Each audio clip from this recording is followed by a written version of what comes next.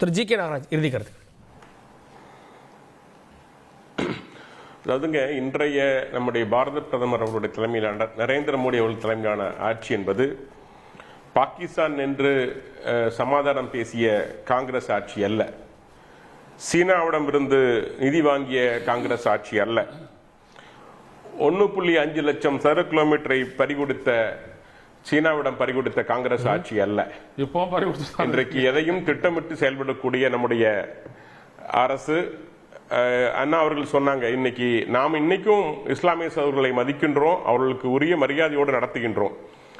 ஆனால் இவர்கள் பேசுகின்ற பேச்சு, வெளியிலிருந்து தீவிரவாதம் வருவது ஹார்ட்கோர் என்றால், இங்கிருந்து பேசி இந்துக்களுக்கு எதிராக பேசி பிரிவினை வளர்க்கின்ற சாப்ட்கோர் தீவிரவாதிகள் காங்கிரஸ்காரர்கள், இதயதுல்லா போன்றவர்கள், ராகுல் போன்றவர்கள், இருக்கின்ற திமுக போன்றவர்கள், இவர்கள் தான் இந்த மாதிரி பிரிவினைவாதத்தை தாஜா செய்து கொண்டிருக்கிறார்கள்.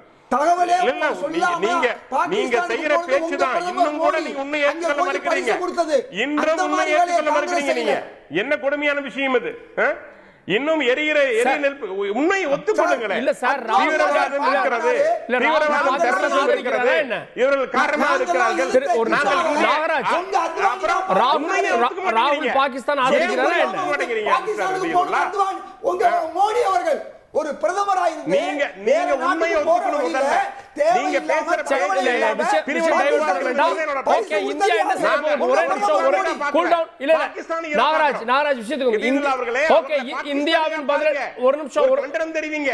இந்தியாவின் பதிலடி எப்படி இருக்க போகுது பாருங்க.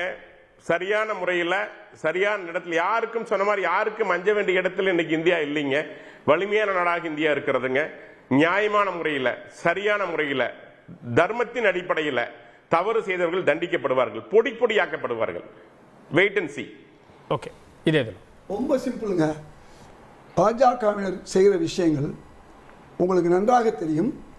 இன்றைக்கு வசுதெய்வ குடும்பம்னு வாயில சொல்றாங்க, பேசுவது மானம், இடை பேணுவது காமம்னு கம்பன் அழகா ராவணனை பார்த்து சொல்வார். அது மாதிரி என்ன செய்யறாங்கன்னு சொன்னா, வசுதெய்வ குடும்பம்னா என்ன? உலக மக்கள் அனைவரும் சகோதரங்கிற அர்த்தம். அது யாதும் ஊரே யாவரும் கேளுங்கிற அர்த்தம். என்ன செய்யறாங்க? மாட்டுக்கறி வச்சிருந்தா கொல்றேன். அதே மாதிரி ரொம்ப சிம்பிள். அதே மாதிரி ஜெய் ஸ்ரீராம் சொல்லலையா, நான் கொல்லுவேன், அடிப்பேன். இதெல்லாம் எங்கே உள்ளது? லவ்ஜிகாதான் நான் அடிப்பேன். கோயிலுக்குள்ள கற்பழிச்ச ஒரு சிறுமியை கற்பழிச்சவங்களுக்கு ஆதரவா பாகிஸ்தானியர்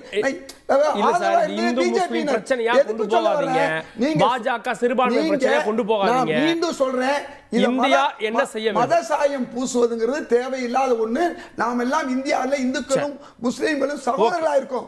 அந்த வகையில நான் இன்னைக்கு அண்ணாமலையை பாராட்டுறேன். வாழ்நாள்ல ஒரு உண்மையை சொன்னாரு. இதுதான் உண்மை. அதாவது உண்மை எப்படி இருந்தாலும் வெளியே வரும். அதனால நான் கேட்கிற கேள்வி வலிமையா இருந்தா இன்னைக்கு நாங்க தயாரா இருக்கோம். எங்க கட்சி தயாரா இருக்கு. POK எடுக்க முடியுமா? எடுங்க, தைரியமா இருக்கும். சரி, ஓகே, பாப்போம். கடைசி சொல்றேன், POK எடுப்போம். ஓகே, நோட் பண்ணி வச்சுங்க. ஓகே நாகராஜ், நம்ம கையில வரும். ஓகே நாகராஜ், ஓகே எழுதி வச்சுங்க. அதுக்கு அப்புறம் கதறாதீங்க.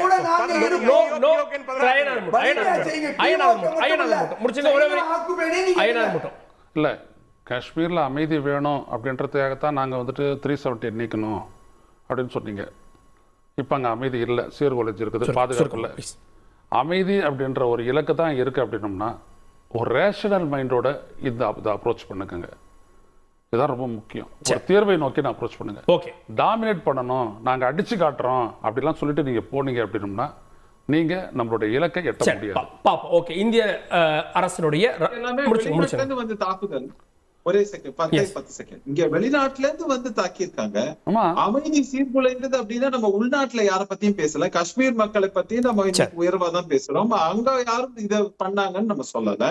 அப்படி இருக்கக்கூடிய ஒரு சூழல்ல இதை ஏன் கன்ஃபியூஸ் பண்றாங்கன்னு எனக்கு புரியல. ஓகே,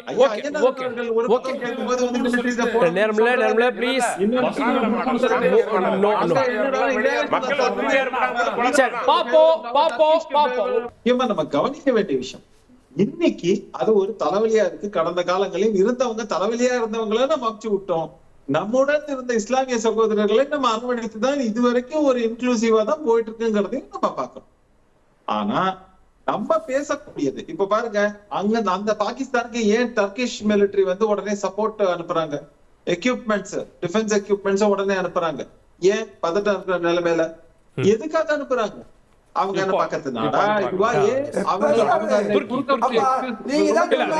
ஐக்கிய அரபு நாடுகள் கண்டிக்குது, சவுதி அரேபியா கண்டிக்குதுன்னு சொல்லிட்டு டர்க்கின்னு சொல்றீங்க. ஈரான் உங்களுக்கு தேவைப்படுறதெல்லாம் நீங்க பேசுறீங்க. சார் ரிப்போர்ட் சார், துருக்கி வந்து சப்போர்ட் பண்றாங்கன்றது ரிப்போர்ட். நான் ரிப்போர்ட் சொல்ல சார்.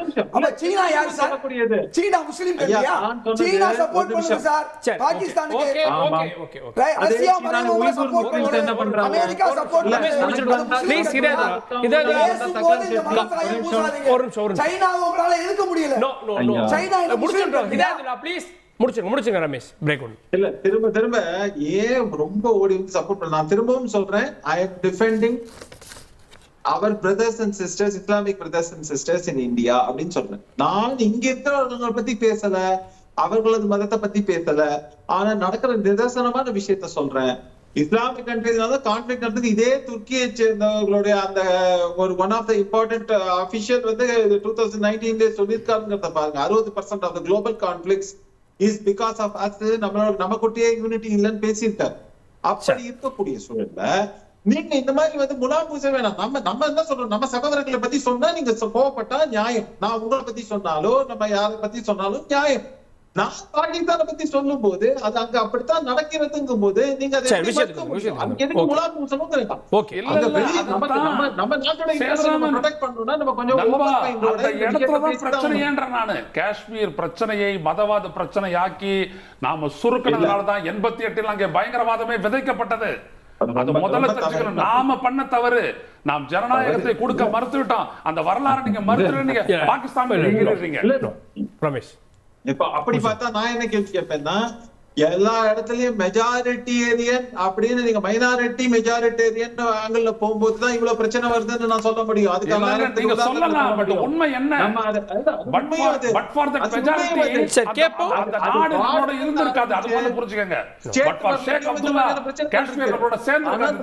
இன்னைக்கு பேசுறது அதான் திரும்பவும் சொல்றேன், நம்ம இந்தியர்களாக ஒருங்கிணைந்து இருக்க வேண்டும் நோக்கத்துல நான் பேசும்போது நீங்க வந்து ஒரு இதுல சொன்னாக்க நான் அதுக்கு அப்புறம் பிடிவாதமாக அதுக்கான பதில்களை சொல்ல வேண்டியது.